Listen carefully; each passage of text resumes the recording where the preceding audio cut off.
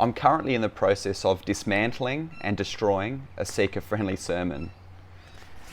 This is my setup. I'm working on a video right now, and I've broken down the sermon into its various parts, and I'm making notes at the moment. I'm going to do an analysis of this sermon, and this will be on my other channel. I'm very passionate about this.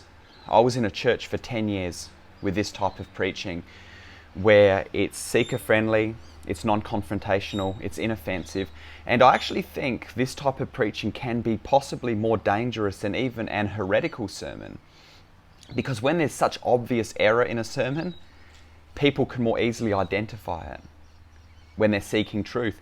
But when you have a message that seems almost right, or it contains a number of elements of truth, and you're hearing it every week, you don't actually even recognize what's being left out of that sermon.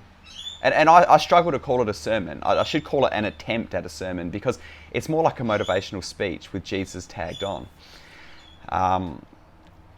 Every sermon should provide spiritual meat for the believer, and every sermon should provide a clear gospel presentation so that if someone is walking through the door, they will be able to know what the gospel is, and they will be able to respond to the gospel message. So this message will be on my other channel, Line of Fire Ministries. I've only started working on it. I'm going to break it down. I'm going to dismantle it. I think people are going to love this, because I think a lot of people are in these types of churches or have been in these types of churches. It's a type of message you'll be able to share with people that are maybe in these churches or listening to these types of preachers. And to top it all off, just like the cherry on top of the cake, at the end of the sermon is a really lame attempt at calling people to come to Christ, the sinner's prayer, which doesn't present the gospel.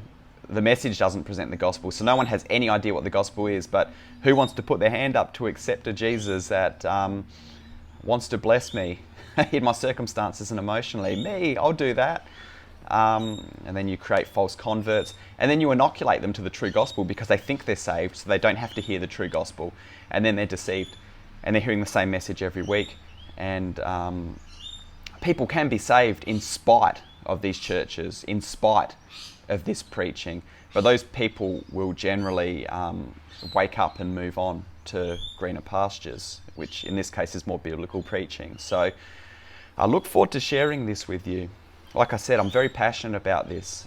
There are some sermons, some messages that I want to do as well on the other channel relating to things that I wish I knew as a new Christian, things that I want to tell people that will really help them, and share some of my own experiences as well of the things that I've learned from being part of one of these churches. And I know that these messages, they resonate with people so much because there are so many people out there in these situations. So I don't know, you've probably been there.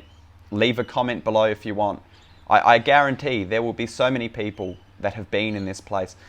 But I thank God that if you're listening to this channel, you're probably out of that place, or you're about to come out of that place, because the messages I preach, if you stick around and listen to them long enough, either you're going to leave the channel because you don't want to hear them, because they don't align with those other messages, or you're going to realize, you know what I've been hearing in my church in these sermons, it doesn't align with the Bible. What Matt's saying is actually true.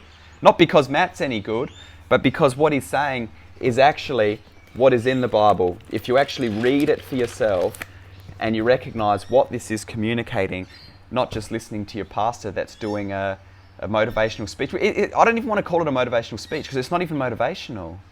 It's just, I don't even know what to call it. When your eyes are opened, it's just a joke, really. But it's very sad because people are being deceived. So anyway, if you've been there, if you know what I'm talking about, you understand why I'm passionate about it, why I want to expose this nonsense, leave a comment below, and I'll talk to you very soon. God bless you, brothers and sisters.